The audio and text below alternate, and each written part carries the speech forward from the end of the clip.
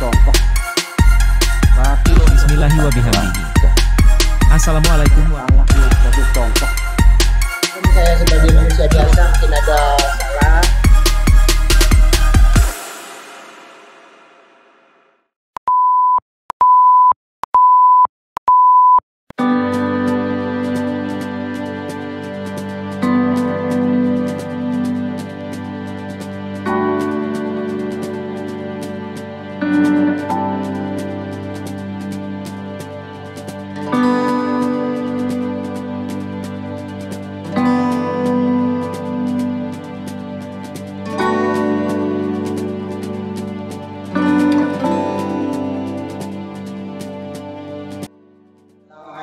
Waalaikumsalam.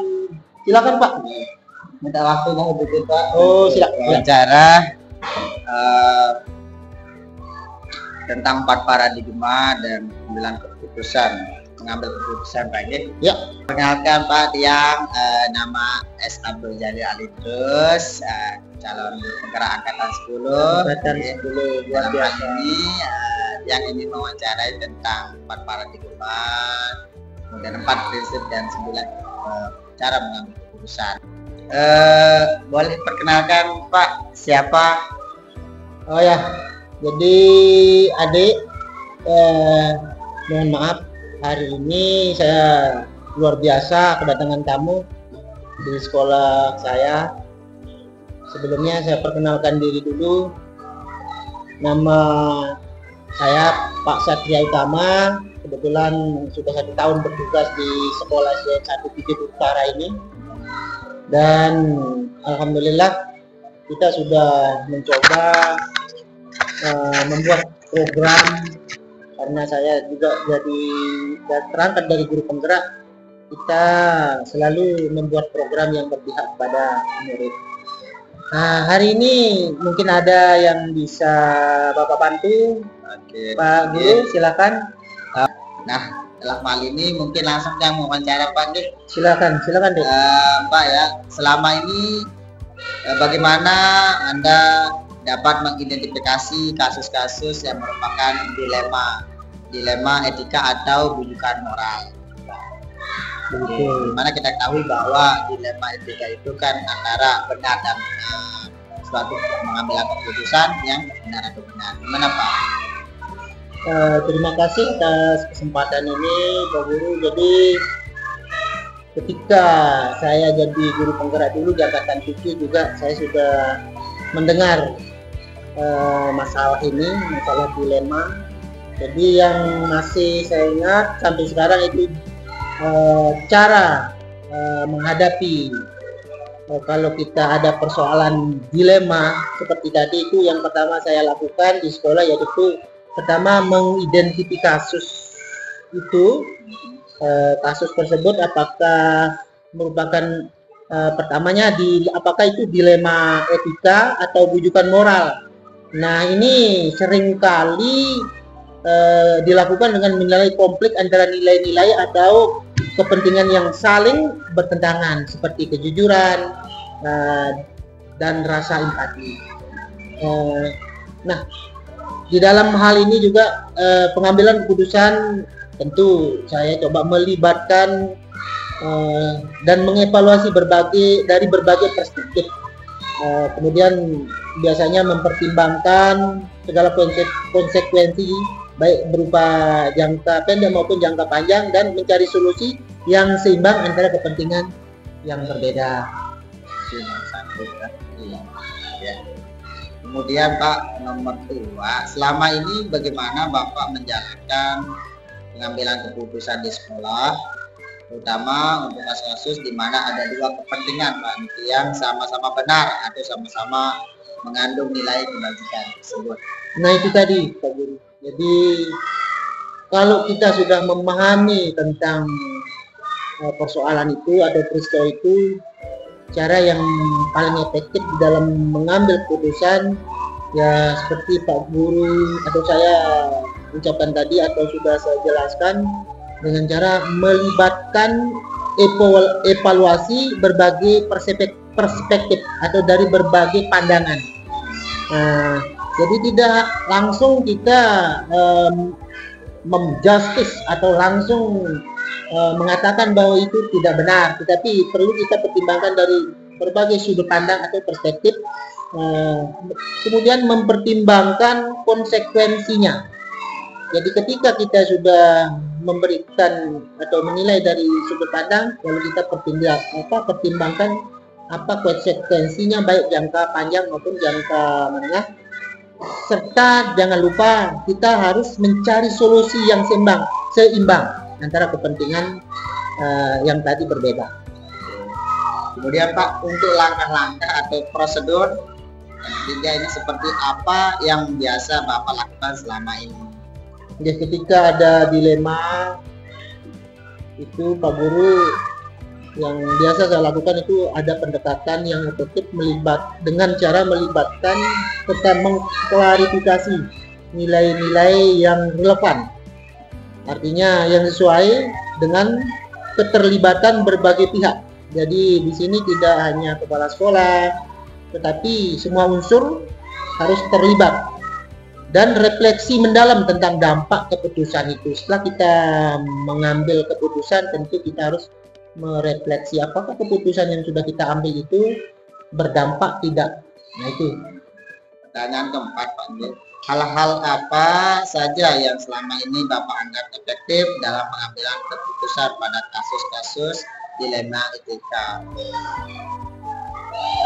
Jadi coba bilang. Yang pertanyaan keempat Pak ya, hal apa saja yang selama ini Bapak anggap efektif dalam pengambilan keputusan pada kasus-kasus dilema etika? Nah, jadi mohon maaf tadi terlupakan ya, jadi ada tadi yang saya lupakan langkah-langkah dalam mengambil keputusan tadi. Jadi secara umum cara pengambilan keputusan itu pengumpulan informasi, kemudian analisis opsi, konsultasi dengan pihak terkait, dan keputusan akhir berdasarkan prinsip etika.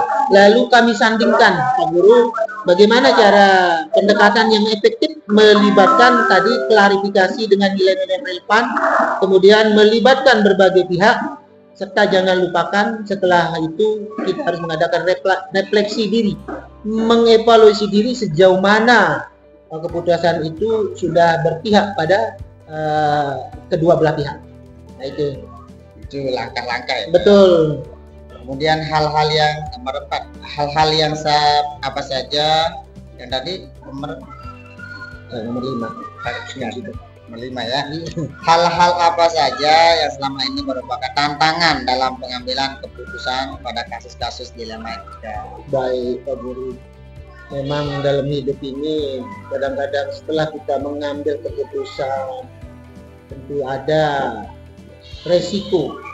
Nah, setiap peristiwa Pak Guru pasti ada tantangannya. Nah, di dalam hal ini tantangan yang paling utama yang sering saya temukan di sekolah itu adanya kepentingan yang berlawanan, kurangnya informasi yang jelas, serta resiko dari konsekuensi negatif dari keputusan yang sudah saya ambil. Kemudian nomor 6, apakah Bapak memiliki sebuah tatkala ada jadwal tertentu dalam sebuah penyelesaian kasus dilema etika? Apakah Bapak langsung menyelesaikan di tempat atau memiliki sebuah jadwal untuk menyelesaikannya? Betul atau prosedur seperti apa yang Bapak? Nah, yang sering saya lakukan Pak Guru di dalam mengambil keputusan ketika ada peristiwa dilematika ini, yaitu saya mengambil suatu cara memakai prosedur bervariasi, bisa langsung menyelesaikan di tempat atau mengikuti jadwal yang sudah ditetapkan, ya tergantung pada urgensinya atau kepentingan serta kompleksitas dari kasus tersebut. Oke. Selanjutnya Bapak, adakah seseorang atau faktor-faktor apa yang selama ini mempermudah atau membantu Bapak dalam mengambil keputusan dalam kasus-kasus dilema etika? Terima kasih Pak Guru, dari semua prosedur, kemudian tentu ada bantuan-bantuan dari pihak lain, tidak hanya sebagai dari guru, tetapi bantuan dari mentor, diskusi dengan rekan, pedoman etika sekolah yang sering mempermudah untuk pengambilan keputusan tersebut. Kemudian yang terakhir Pak ya, dari semua hal yang telah disampaikan Bapak, pembelajaran apa yang dapat Bapak petik dari pengalaman Bapak mengambil keputusan dilema etika? Nah, dari peristiwa dilema etika ini, Pak Guru, ada satu pembelajaran yang memang membekas dan bisa saya jadikan pembelajaran di dalam tugas, yaitu bagaimana pembelajaran yang saya peroleh itu bagaimana pentingnya proses reflektif atau refleksi diri, mungkin yang saya maksud, bagaimana perlunya mempertimbangkan berbagai keputusan dari sudut pandang. Jadi tidak hanya kita mengambil keputusan langsung, tetapi perlu dipertimbangkan dari berbagai sudut pandang, sehingga nilai-nilai serta bimbingan itu tentang kolaborasi itu mencakup di dalamnya, sehingga pada akhirnya nanti keputusan yang kita ambil itu win-win solution. Jadi tidak ada yang merasa dirugikan, tetapi sama-sama menguntungkan. Demikian Pak Guru yang mungkin bisa, kurang lebihnya maklum saya sebagai manusia biasa mungkin ada salah selip, mohon dimaafkan. Terima kasih. Oke Pak, terima kasih atas waktunya. Senang berdiskusi dengan Anda Pak ya. Semoga apa yang kita laksanakan ini, kita wawancara ini, pertanyaan-pertanyaan ini bisa kita menjadi pegangan dalam kita mengembangkan tugas Pak. Terima kasih. Amin. Jelas. Guru, selamat untuk guru penggerak angkatan 10. Sukses selalu.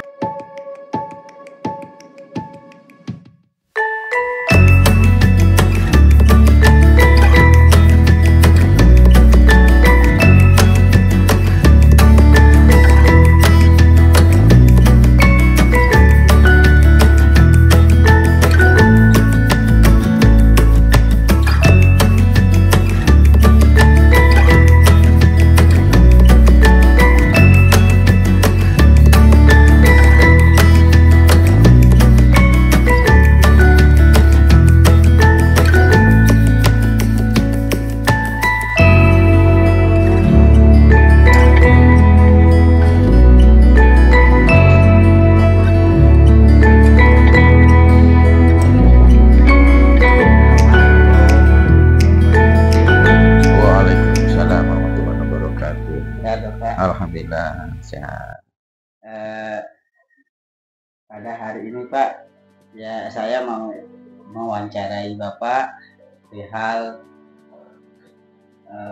kasus atau dilema etika perbujukan moral. Bisa Bapak? Bisa.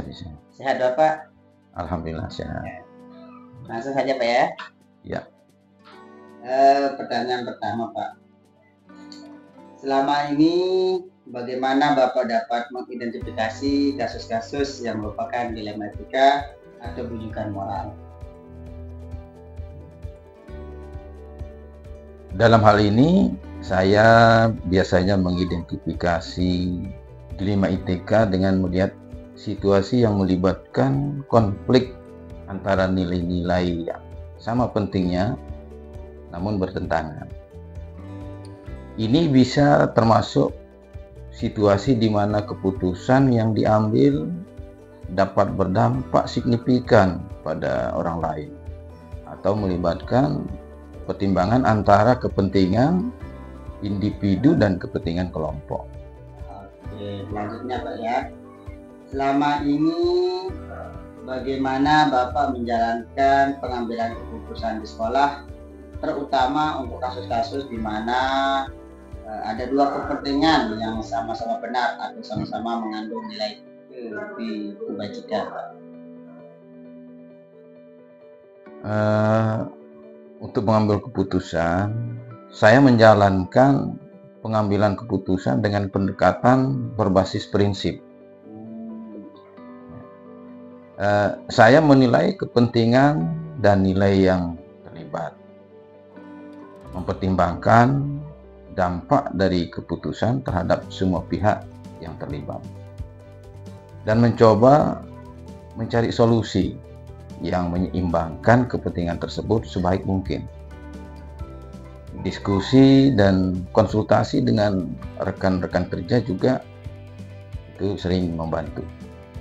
Oke, Baik Bapak. Kemudian Pak, langkah-langkah atau prosedur seperti apa yang biasa Bapak lakukan selama ini?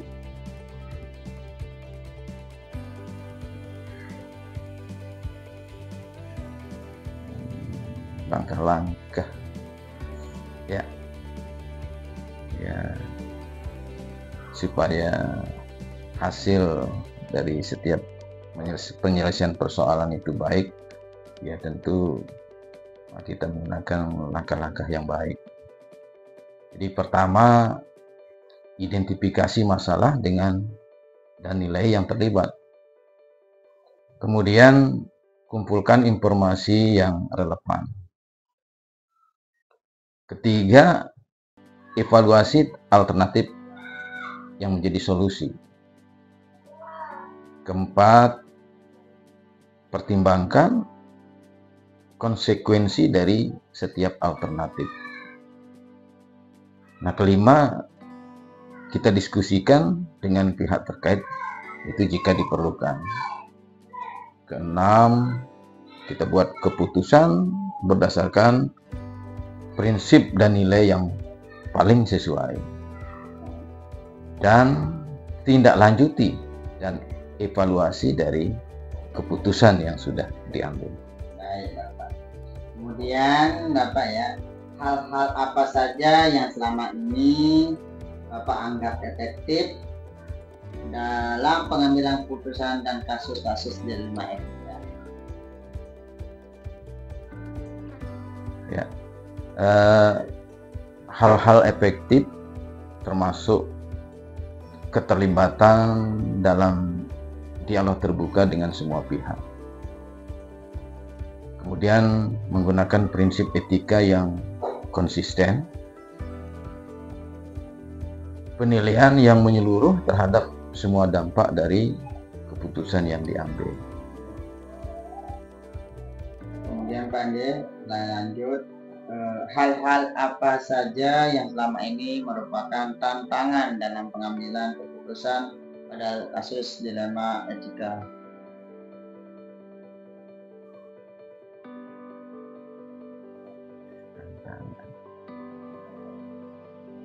Tantangan memang seringkali melibatkan konflik kepentingan, tekanan dari berbagai pihak, dan ketidakpastian mengenai dampak jangka panjang dari keputusan. Selain itu, ya kurangnya informasi dan interpretasi yang berbeda terhadap prinsip. Maksud saya terhadap prinsip etika ini juga bisa menjadi tantangan. Oke Pak. Apakah Bapak memiliki sebuah atau tatkala atau jadi jadwal tertentu dalam sebuah penyelesaian kasus dilema etika? Apakah Bapak langsung menyelesaikan di tempat atau memiliki sebuah jadwal untuk menyelesaikannya? Bentuk atau prosedur seperti apa yang Bapak jalankan? Jadi supaya keputusan yang kita ambil itu menjadi lebih baik, ya sebaiknya direncanakan lebih dulu.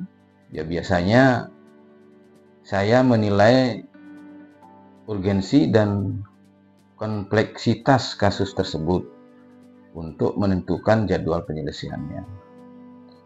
Nah, untuk kasus yang memerlukan perhatian cepat, ya saya berusaha menyelesaikan secepat mungkin dengan tetap memperhatikan kualitas keputusan.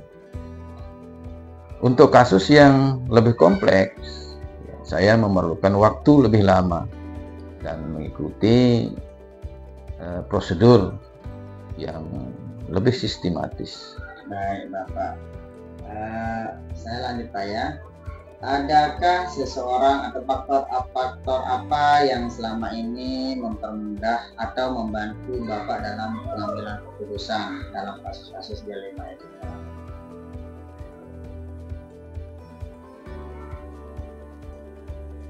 Faktor yang membantu termasuk dukungan dari tim yang kompeten, Jadi kompeten ya. iya, yang kompeten.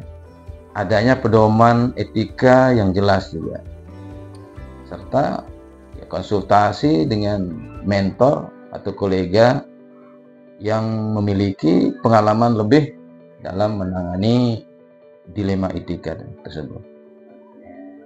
Baik Bapak, saya lanjut dengan pertanyaan terakhir saya Bapak ya.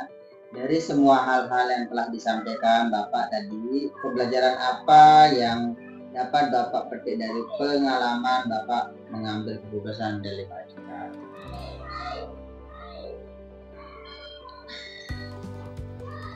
Ya,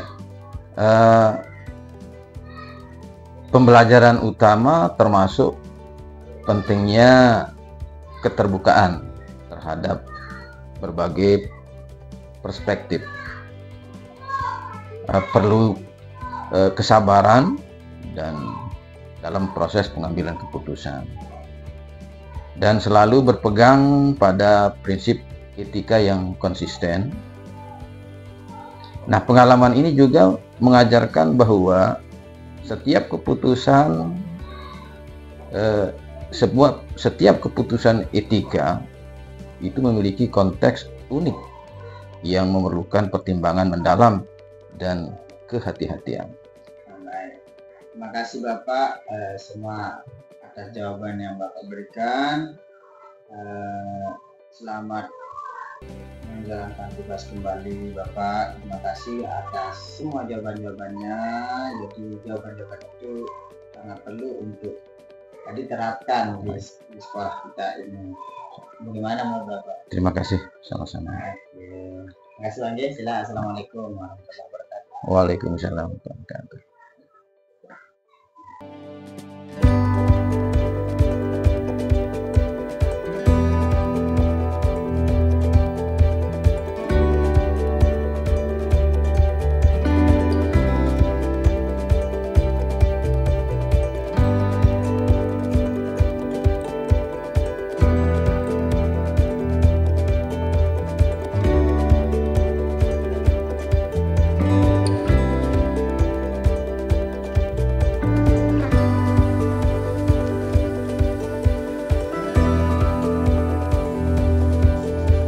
Assalamualaikum warahmatullahi wabarakatuh. Assalamualaikum. Waalaikumsalam warahmatullahi wabarakatuh. Sehat Bapak?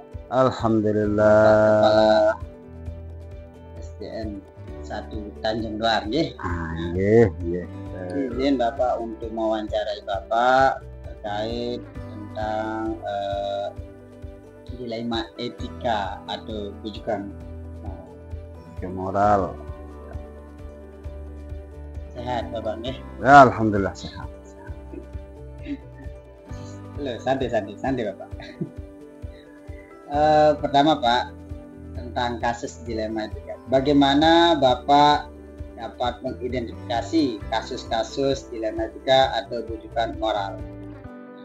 Biasanya gimana? Kalau kita temukan kasus yang seperti ditanyakan itu, kita dari pihak kepala sekolah mengidentifikasikan apa permasalahannya dulu, sehingga kita bisa mengklaim apa yang menjadi permasalahannya sehingga bisa timbul terjadi seperti itu. Nah, kita cari dulu permasalahannya dari permasalahannya. Nah, kemudian pertanyaan kedua Pak ya, bagaimana Bapak menjalankan pengambilan keputusan di sekolah Bapak, terutama untuk kasus-kasus di mana ada dua kepentingan yang sama-sama benar atau sama-sama mengandung nilai kebajikan? Jika kita temukan kasus seperti itu, kita sekolah tidak bisa untuk memutuskan untuk merugikan kedua belah pihak. Jadi kalau terjadi sesuatu seperti itu di sekolah tetap akan membina supaya jangan terulang lagi kasus-kasus yang dihadapi oleh anak tersebut. Kita tidak bisa untuk memutuskan, untuk memisahkan, mengeluarkan, karena seorang anak itu masih dalam pendidikan, perlu dibina sehingga menimbulkan akhlak yang mahmudah, akhlak yang baik. Karena ini adalah salah satu daripada tujuan sekolah untuk membina, meluruskan akhlak itu. Baik Bapak. Kemudian Pak, pertanyaan selanjutnya, langkah-langkah atau prosedur seperti apa yang biasa Bapak lakukan selama ini? Nah, jika kita dapati kasus yang tadi, kita sebagai seorang pendidik atau kepala sekolah tidak sampai kepada siswa tersebut untuk menelusuri permasalahannya, kita adakan kunjungan terhadap orang tua, supaya orang tua juga ikut serta dalam membimbing anak. Tidak hanya keterlibatan orang tua itu sangat penting dalam pendidikan. Gitu. Ya, Pak, ya. Pertanyaan selanjutnya Pak ya, hal-hal apa saja yang selama ini Bapak anggap efektif dalam pengambilan keputusan pada kasus dilema etika? Nah, kita memberikan semacam arahan terhadap siswa supaya jangan terjadi timbul kasus seperti itu. Tetap memberikan satu arahan. Jikapun terjadi kasus seperti itu, barangkali yang namanya siswa itu mungkin lupa dengan apa yang menjadi pesan-pesan moral daripada guru atau kepala sekolah. Mungkin lupa atau tidak ingat namanya manusia. Selanjutnya Pak ya, hal-hal apa saja yang selama ini merupakan tantangan dalam pengambilan keputusan pada kasus-kasus dilema etika? Tantangan Bapak untuk mengambil keputusan, kira-kira dalam mengambil suatu keputusan apa kira-kira tantangan yang Bapak alami selama kasus dilema etika yang benar dengan benar? Tantangan yang kita hadapi, kita tidak berani untuk memutuskan secara sepihak. Tentunya dengan banyak stakeholder, Pak, istilahnya. Ya, kita bersama dengan pemangku jabatan, termasuk dengan gurunya, guru pembinanya, termasuk bimbingan siswanya.